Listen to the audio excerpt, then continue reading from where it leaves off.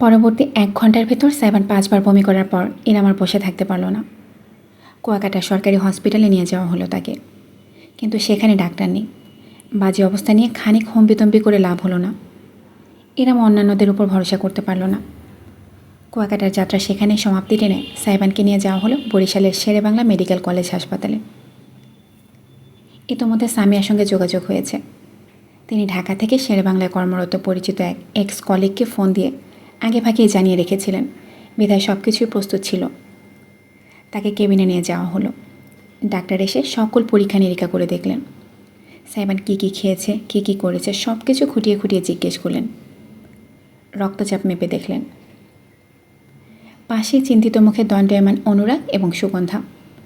বন্ধুর অবস্থা সত্যিই বেগতিক দেখে অনুরাগের উৎফুল্লতা দূর হয়েছে। ভ্রুজোড়ায় হালকা আতঙ্কের ভাঁজ। ইরামের কোলে বাচ্চা থাকায় তাকে বসতে চেয়ার দেওয়া হয়েছে। বিছানায় শোয়া সাইবানকে ভালো মতো পরীক্ষা করা শেষে ডাক্তার একটা নিঃশ্বাস ফেলে জানালেন, আপাতত বদহজমি মনে হচ্ছে। স্ট্রেস, অতিরিক্ত পরিশ্রম, খাবারে অনিয়ম এবং শারীরিক চাপের কারণে শরীরে এফেক্ট পড়েছে। গুরুতর কিছু নয় তো? অনুরাগের প্রশ্নে মাথা দোলালেন ডাক্তার। স্যালাইন দেওয়ার পর আরেক দফায় পরীক্ষা করে এরপর নিশ্চিতভাবে বলতে পারবো। কেউ আর তর্ক করল না। ডাক্তার নার্সদের নির্দেশনা দিয়ে বিদায় নিলেন। একজন নার্স সব কিছু ঠিকঠাকভাবে করতে লাগলো। অন্যজন সাইবানের হাতে ক্যানোলা লাগানোর জন্য প্রস্তুতি নিল। ইরাম চেয়ারে বসে বিষাদ দিয়ে দৃশ্যটা দেখল। তার বুকে লেপ্টে থেকে এজন ডাগর ডাগর চোখে তাকিয়ে আছে সামনে। অনুরাগ, কী যেন বলেছিলি তুই একটু আগে? হুট করে সাইবানের দুর্বল কণ্ঠস্বর ভেসে এলো। তাতে অনুরাগ ঘাবড়ে গেল। ঘাড়ে হাত রেখে সে শুধালো, কই, কখন, কি বলেছি? যখন বাথরুমে ছিলাম, তুই এলি এরপর। অনুরাগ ঢোক গিলে দৃষ্টি ফিরিয়ে নিল। দাঁতে জিভ কামড়ে ধরল। সাইবান দুর্বল অবস্থায় কটমটে চাহনি নিক্ষেপ করতে বলল না। ঢাকায় ফিরে তোকে সাইজ করছি আমি, দাঁড়া। হইছে, এত পেঁচাল পারেন কেন? এক পা কবরে গেছে গা, এখনও চোপার জোর কমে না। ঠ্যাংরা পুরুষ মানুষ। সুগন্ধা টিপ্পনি কাটতেই সাইবান রীতিমতো বিছানা থেকে উঠে পড়েছিল, কিন্তু মাথা ঘুরে ওঠায় পুনরায় শুয়ে পড়তে বাধ্য হলো। তবে তার মুখ থামল না। জরিনার আম্মা, দোয়া কর আমার এক পা যেন কবরেই থাকে। কবর থেকে ভুলেও যদি 2 পা বেরিয়ে যায়, শ্মশানঘাটে তোর নামের একটা চিতা রেডি করে রাখিস। এই চুপ, ভুল কি বলেছে সুগন্ধা? শরীরের 12টা বাজে, এখন লম্বা লম্বা কথা। চুপ, একদম চুপ। হঠাৎ ধমকে উঠল ইরাম। এতক্ষণ যাবৎ কেউ দমাতে না পারলেও অর্ধাঙ্গিনীর কঠোর শাসনে মুহূর্তেই মুখে খেয়ে আঁটল সাইবান। কাঁচুমাচু চেহারায় করুণ দৃষ্টিতে তাকালো। বিপরীতে শুধু ইরামের চোখ রাঙানি লাভ করল। নার্স ততক্ষণে ক্যানোলা প্রস্তুত করে ফেলেছে। শৌচালয়ের প্রান্তটা হাতের পিঠে প্রবেশ করাতেই হালকা ব্যথায় হিসিয়ে উঠল সাইবান। দাঁত দিয়ে ঠোঁট কামড়ে রাখল যেন আর কোনো প্রতিক্রিয়া না বেরোয়। কারোরই খেয়াল রইল না সেখানে উপস্থিত অন্য একজনের সম্পূর্ণ দৃশ্যের উপর তীক্ষ্ণ নজর। ইরামের কোলে বসে থাকা ইজান নিষ্পলক চেয়ে আছে সাইবানের দিকে। নার্স ক্যানোলা লাগানোর পরপরই ছেলেটার ভ্রুজোড়া সামান্য কুঞ্চিত হয়েছে, সেটা সে দেখছে। ঠিক তখনই চিৎকার করে তীক্ষ্ণ গলায় কেঁদে উঠল সে। হাত পা ছুড়ে এমনভাবে কাঁদতে লাগলো যে তার চেহারা টকটকে লাল হয়ে উঠল। সেই কান্নার ধ্বনি প্রতিফলিত হলো দেয়ালে দেয়ালে। সবাই হতচকিত হয়ে ফিরে দেখল ইজানকে। তাকে এমন ছটফট করতে দেখে ভ্যাবাচেকা খেয়ে গেল ইরাম। বুকে চেপে ধরে শান্ত করার চেষ্টা করলো। এই তো আপু, আম্মু এখানে, এই যে। না না, আমার সোনা মানিকটা, কাঁদে না। ওয়া। অথচ ইজানের কান্না থামল না কিছুতেই। সাইবানের দিকে চেয়ে সমানে কেঁদে যাচ্ছে সে। বেড থেকে দৃশ্যটা খেয়াল করে সাইবান মৃদু হেসে নিজের অন্য হাত বাড়িয়ে দিয়ে বলল, ওকে আমার বুকে দিন। ইরাম প্রথমটায় অবাক হলো, তবে পরবর্তীতে মাথা দুলে এগিয়ে গেল। ক্রন্দনরত ছটফটে ইজানকে আস্তে করে সাবধানে সাইবানের বুকের উপর রাখল। ক্যানোলা সামলে সাইবান ছেলের পিঠে হাত বুলিয়ে আনলো। আব্বু, এই যে বাবা, বাবার কিছু হয়নি, বাবা একদম ফিট আছে। কাঁদেন আমার আব্বুটা। ইজানের ছটফটানি কমে এলো। ছোট্ট ছোট্ট হাত দুখানায় সাইবানের টি-শার্ট মুঠো পাকিয়ে ধরে মুখ গুজে রইল সে। ইরাম এবং বাকিরা মুগ্ধ চোখে দৃশ্যটা দেখল। তবে বাবার কষ্ট হচ্ছে ভেবে কাঁদছিল ইজান। ইরামের চোখ জোড়া হালকা সিক্ত হলো কেন যেন। এতটা বুঝতে শিখলো কবে ইজান? চোখের পলকে কেমন বড় হয়ে গেল। সাইবানকে বিশ্রাম দিতে বাকিরা কেবিন থেকে বিদায় নিল। রয়ে গেল শুধু ইরাম আর ইজান। সবাই চলে যেতে চেয়ারটা বিছানার কাছে টেনে বসল ইরাম। চোখ তুলে দেখল স্যালাইনের ব্যাগ। পরক্ষণে দৃষ্টি নামিয়ে দেখল স্বামী এবং তার বুকে চুপটি করে ফোপাতে থাকা সন্তানকে।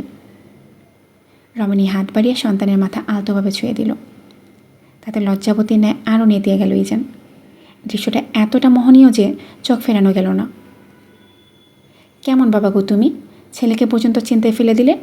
এটা কেমন বিচার হলো? সাইবানের ঠোঁটে ক্ষীণ হাসি ছড়িয়ে পড়ল। মাথা সামান্য কাত করে ইজানের মাথা চুমু এঁকে পরক্ষণে ইরামের চোখের দিকে চেয়ে বলল, এর জন্য আপনিই তো দায়ী। ইরাম ভ্রু উঁচু করল। আমি আবার কি করলাম?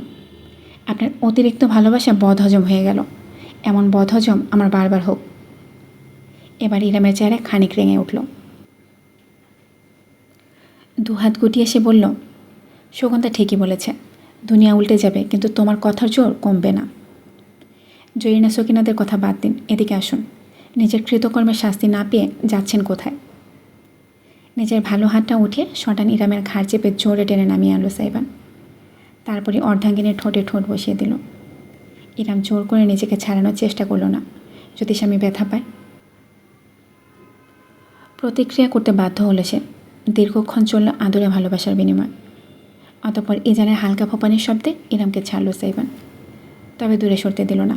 কপালে কপাল ঠেকিয়ে চকচকে ঠোঁটে হাসি দিয়ে ফিসফিস করে বলল, আমার জন্য কাদার আর একটা মানুষ বেড়ে গেল। একটা নয়, দুটো। পাল্টা বলল ইরাম। সাইবান গভীর নয়নে অর্ধাঙ্গিনীকে দেখল। তারপর শব্দহীন মুচকি হেসে আরেক দফায় তার শুষ্ক ঠোঁটে চুমু খেয়ে ছেলের দিকে ফিরল। হাত বাড়িয়ে ইজানের চোখের পানি মুছে দিতে দিতে সে বলল, এমনিতে তো বাপকে দুই চোখে সহ্য করতে পারিস না, খালি শত্রুতামি, ভণ্ডামি, লাথি আর সাইরেনগিরি। আজকে এত আলগাপিরিতি দেখানোর কারণ কী রে পোটলা? বাপের প্রেমে পড়েছিস? পড়তেই হবে মামা। আমি তোর বিনাশ্রমে হয়ে যাওয়া বাপ, নাও উইথ লাইসেন্স ফ্রম ইয়োর আম্মা।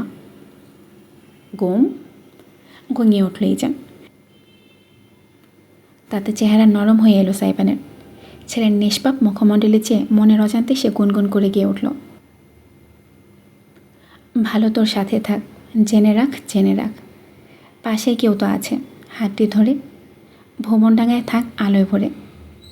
সুরের মূর্ছনায় ছেয়ে গেল চারপাশ। ইরামের মনে পড়ে গেল তার হাতে অ্যাসিড লাগার পরে ইজানের হাসপাতালের দিনের কথা। সেদিনও এভাবেই ছেলেকে বুকে চেপে গান শুনিয়েছিল সাইবান। আর ইজান শান্ত হয়ে চুপটি করে শুনে যাচ্ছিল। কোনো ব্যতিক্রম আজও হলো না। বাবার কণ্ঠ কানে যেতেই ইজানের ফোপানি বন্ধ হয়ে গেল। জলজলে চোখে অদূর বাণে চেয়ে নীরবে শুনে যেতে লাগলো বাচ্চাটা। একইভাবে ইরামও। মানুষ হয়ে থাক সততা সাহসে, নামি দামি কেউ তোকে হতে হবে না। এই পর্যায়ে নিজেকে আর রুখতে পারল না ইরাম। ঝুঁকে আলতো করে সাইবানের বুকের অপর পাশে মাথা রাখল। স্বামীর বিচরণ করা হাত, সন্তান এবং অর্ধাঙ্গিনী উভয়কেই ছুঁয়ে গেল। জানালার বাইরে উজ্জ্বল সূর্য স্বর্ণের কিরণ ঢেলে দিল। বাতাসে ভাসল ফুলের ঘ্রাণ। পাখিরা কিচিরমিচির করে ডেকে উঠল। সঙ্গে বইল সাইবানের সুরেলা আবেদন, যা শুধু সন্তানের মাঝে আবদ্ধ নেই, ছুঁয়ে গেল স্ত্রীকেও। যেন জানান দিল নব্য সূচনার। বুকের কোথায় তোকে রাখি বল না, ময়না পাখিটা আমার শুধু বল না। অতিক্রান্ত হয়েছে দীর্ঘ 3 মাস। ইরামের জীবনে বুঝি সবটুকু সুখ এসে ধরা দিয়েছে। আর কোনো কিছুর কমতি নেই। ইজানের বয়স এখন 9 মাস প্রায়। নিজে নিজে বসা আর হামাগুড়ি দেওয়ার চেষ্টা করতে সে এখন ওস্তাদ। বেশ কয়েকটা দাঁতও গজিয়েছে। সঙ্গে বেড়েছে দুষ্টমির উৎপাত। সমস্ত বাড়িটাকে মাথায় তুলতে একখানা ইজানই যথেষ্ট। স্বামী আর সুগন্ধা তো ইজান বলতে অজ্ঞান। মুন্সিবাড়ি থেকে ইহান প্রায়ই আসে শুধুমাত্র ইরামের সঙ্গে কথা বলতে আর ভাগিনাকে দেখতে। রাহাত আর মিথিলার সঙ্গেও সম্পর্কটা বর্তমানে সহনশীল, কারণ ইরামের মুন্সিবাড়িতে থাকা অংশের সমপরিমাণ অর্থ তারা পরিশোধ করে দিয়েছে। তাই বিষয়টা নিয়ে আর কথা বাড়েনি ইরাম। ফ্রিল্যান্সিংয়ের কোর্স ইতোমধ্যে শেষ করেছে ইরাম। সে বর্তমানে একজন পুরোদস্তর ফ্রিল্যান্সার। তবে এখনও সেই অনুপাতে কাজের পরিমাণ বাড়েনি। এখনও নিজের স্কিল ঝালাই করতে ব্যস্ত সময় পার করে সে। তাছাড়া এখন একটা চাকরিও আছে তার।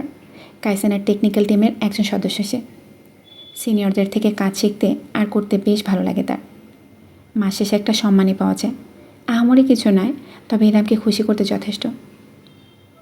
ইচ্ছা হলে নিজের টাকায় একটা জামা নেওয়া যায়, জুতো নেওয়া যায়, কখনো বা ছেলের জন্য টুকটাক খেলনা কেনা যায়।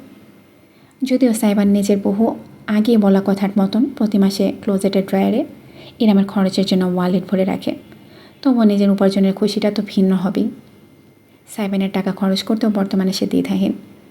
গত মাসে একটা দামি জামদানি কিনল। স্বামীর সঙ্গে তার মোটামুটি সকল প্রকারের সংকোচই দূর হয়েছে। এই বন্ধন এখন ভরসার আবেগের, যার কেন্দ্রবিন্দুতে আছে ইজান।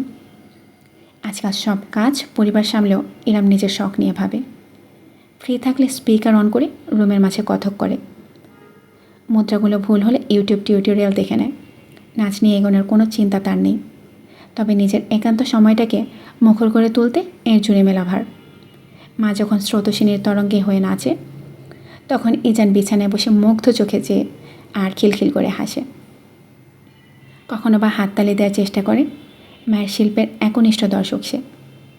ছেলের চেহারায় ফুটে ওঠা বিরাট মুগ্ধতাটুকুই ইরামকে উষ্ণতায় জড়িয়ে ফেলে। কখনো সখনো সাইবান এসে লুকিয়ে দরজার পেছনে দাঁড়িয়ে থাকে, তার নাচ দেখে নিঃশব্দে। বেশিরভাগ সময় কোনো মন্তব্য করে না। তার অনুভূতি টের পাওয়া যায় সেই দিনগুলোর রাতে। সাধারণ একদিনের শুরু। ইজান নিজের দাদির কোলে আছে, নাতিকে নাস্তা খাওয়াতে ব্যস্ত এবং উপভোগ্য সময় পার করছেন সামিয়া। ইরাম নিজেদের বেডরুমে। কিছুক্ষণ আগে টিমের একটা অনলাইন মিটিং ছিল, সেটা সমাপ্ত করে সে অগোছালো হয়ে থাকা কাপড়গুলো ভাঁজ করে গুছিয়ে নিচ্ছে। সাইবান রুমের এক এক দিকে এক একটা জিনিস ফেলে রাখে তাড়াহুড়ার সময়। স্বামীর শার্ট, টি শার্ট, জিন্স ভাঁজ করতে আজকাল ইরামের ভালোই লাগে। ফর্মাল খুব কমই আছে সাইবানের কাছে। রংচঙে hoodie, T shirt, ripped jeans, silver bracelet, necklace ইত্যাদির সংগ্রহই বেশি। একটা সুর গুনগুন করতে করতে সে তার কাপড় গুছিয়ে নিতে নিতে ইরাম ভাবতে লাগলো, পরের বার শপিংয়ে গেলে ছেলেটাকে টেনে হিচড়ে হলেও স্যুট বুট কেনাবে। বেবি! প্রফুল্ল একটা চিৎকারে ইরাম ভয়ে লাফিয়ে উঠল।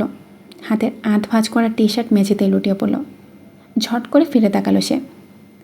বেডরুমের দরজায় দাঁড়ানো সাইবান। সে আজ খুব ভোরে বাইরে চলে গিয়েছিল কিছু কাজের উদ্দেশ্যে।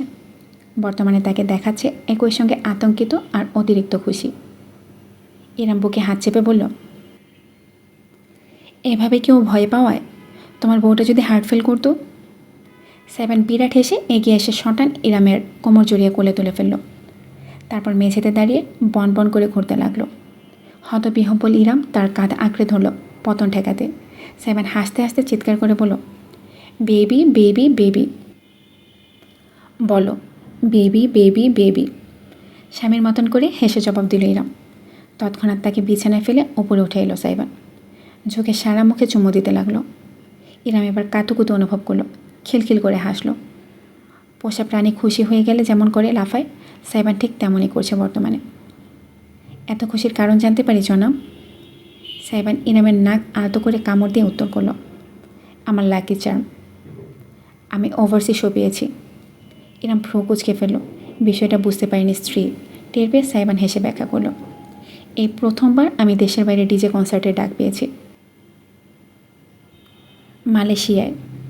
এবার ইরামের ঠোঁটেও প্রফুল্লতা ছড়িয়ে পড়ল। দু হাতে সাইবানের গলা জড়িয়ে ধরে বলল, সত্যি এটা তো দারুণ খবর। ইন্টারন্যাশনাল পর্যায়ে রিকগনিশন।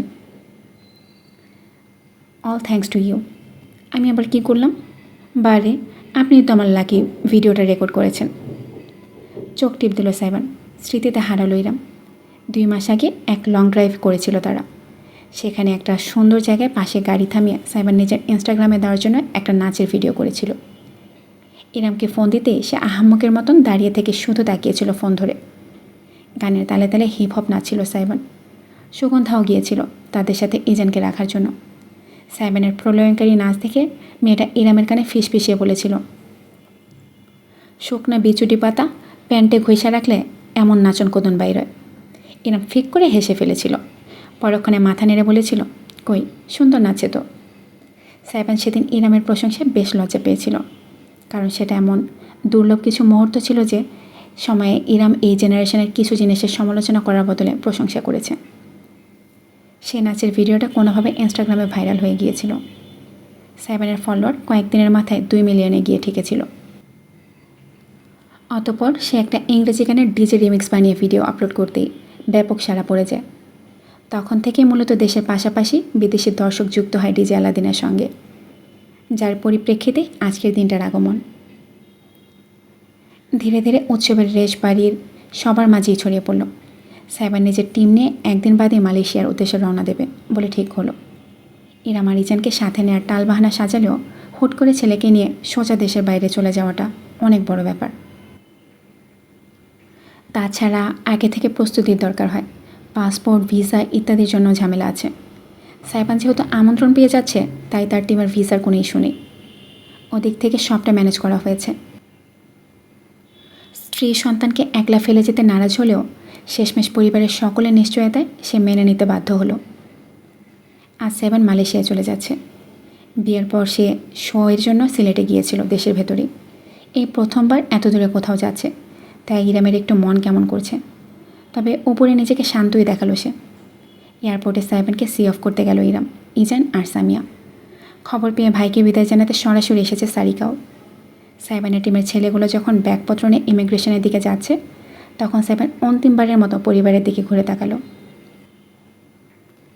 কাছে এসে ইরামের কোল থেকে ইজানকে নিয়ে গাঢ় একটা চুমো খেলো ছেলের গালে। আমাকে একদম বিরক্ত করবি না পটলা, যদি ফিরে আম্মুর গায়ে একটাও কামড়ের দাগ দেখেছি তো তোকে এবার সত্যিই জানালা দিয়ে ফালাবো।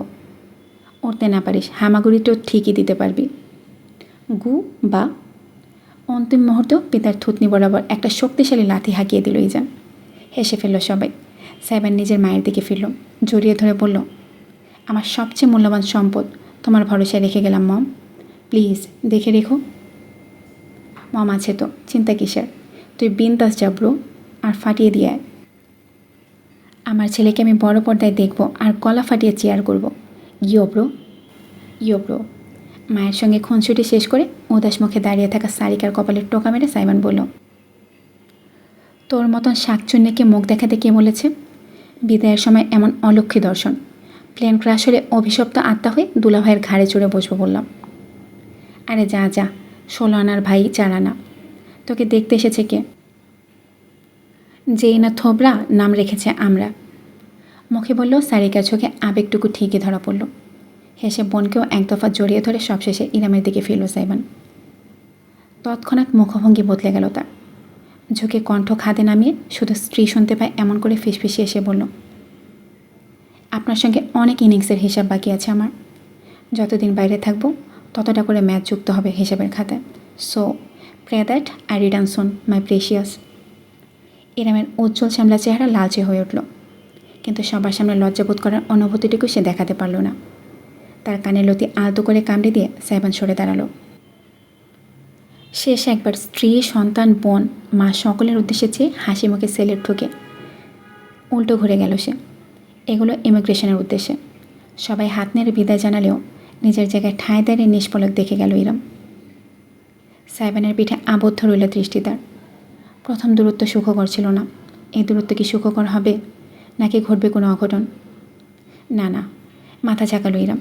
তার দুঃখ, কষ্ট, দুর্দশা সব অতীত। একটা গোটা পরিবার আছে তার পাশে, আছে সাইবান আলাদিন নামের এক শক্ত ভিত্তি। এই জমিনে আর ভয় কিসের? ইরামের সুখ আর নষ্ট হবে না, তাই না? সে দৃঢ় বিশ্বাস আঁকড়ে সুস্থির ছিল ইরাম, শুধুমাত্র 2 দিন অবধি। তাই সকল স্বপ্ন, বিশ্বাস ভেঙে চুরমার হয়ে গেল এক স্নিগ্ধ সকালে, যখন সুগন্ধা এসে রুমের দরজায় দাঁড়িয়ে জানালো, ভাবিজান, আপনার লোক একজন দেখা করতে আসছে। ইরাম ল্যাপটপে কাজ করছিল। সেখান থেকে মুখ তুলে সে অবাক হয়ে জিজ্ঞেস করলো, এই সকালে? কে, তুমি চেনো না? না, আমি আগে দেখিনি, নাম জিজ্ঞাসি। কী নাম? সুগন্ধা জবাব দিল। নাম কইল অরণ্য মির্জা সওদাগর।